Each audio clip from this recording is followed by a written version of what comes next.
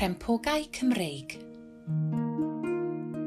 Rhowch 450 ml o laeth enwyn mewn sosban.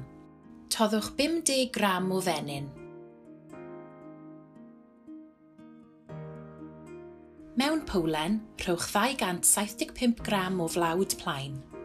Ychwanegwch y gymysgedd llaeth enwyn a chiro. Gadewch y gymysgedd am 30 munud. Rhowch ychydig o fenyn mewn padell ffrio.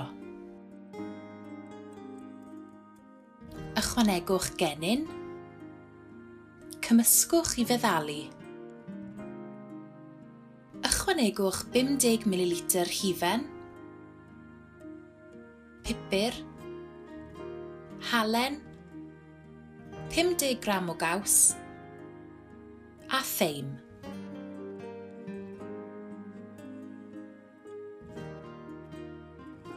Mewn powlen, rhowch 1 wy wedi'i giro, 1 llwy de o soda pobi, hanner llwy de o halen, 1 llwy fwrdd o vinegar, cymysgwch yn dda.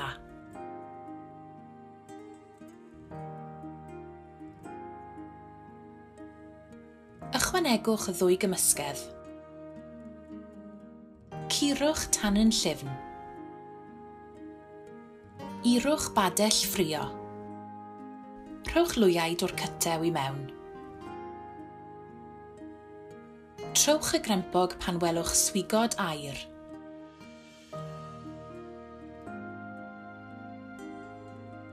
Gweinwch yn syth.